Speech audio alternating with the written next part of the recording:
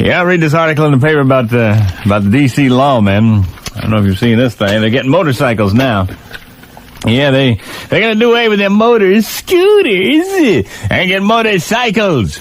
Turns out there was a problem with the motor scooters, and that riders could weigh no more than 195 pounds because they got to carry 25 pounds of equipment. And the manufacturer of the motor scooter said you can't have more than 220 pounds on there, which in effect, it's going to be like the scooter squad is ectomorphs only. I mean, hell, I couldn't ride one of them things. I'd be over the weight limit. Being a bold man, a proud man.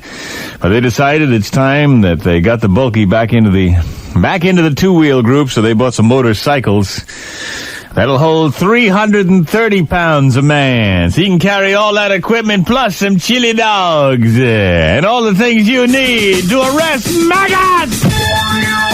Time to wonder what it must be like to strap on a gun and pin on a badge and become a lawman.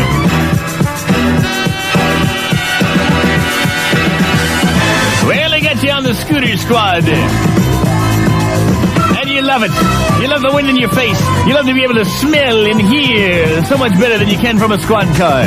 So your beat includes Anacostia. So you go cruising along, looking for signs of perpetrators.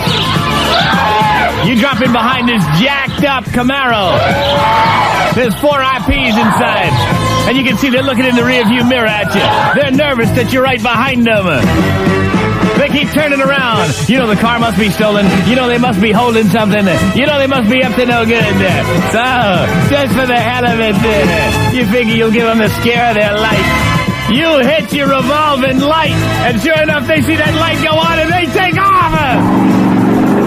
Thinking they can outrun the scooter with ease, they don't realize that you've got a grappling hook and a long rope in your supply sack. So you pull that thing out and you twirl it over your head. And you throw it and clang! It catches onto the rear bumper. You tie it onto the handlebars and you're along for the ride. They keep going faster and faster, wondering why they're not losing you. As you unsnap that magnum and start casually picking them off one by one. You blow away the one in the back seat.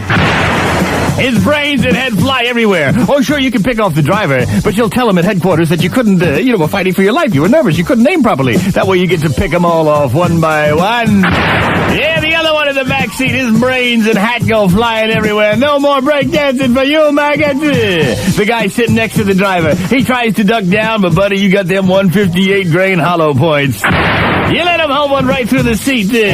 Finally, you pull yourself hand over hand up that line that attaches you to his car. You kick your way in through the back window. You put your gun at the back of his head and you say, all right, pull over. He says, no way, honky, we're both gonna die. Then you figure you have to go to the maximum. Do something you didn't want to do, but you have to threaten him with it. You pick up that radio, that 18-pound radio, and you put your gun right next to it and say, pull over or I'll blow your radio apart. He pulls over instantly. He says, please don't hurt my radio. Please don't. You take him out of that car, and you book him. Ah!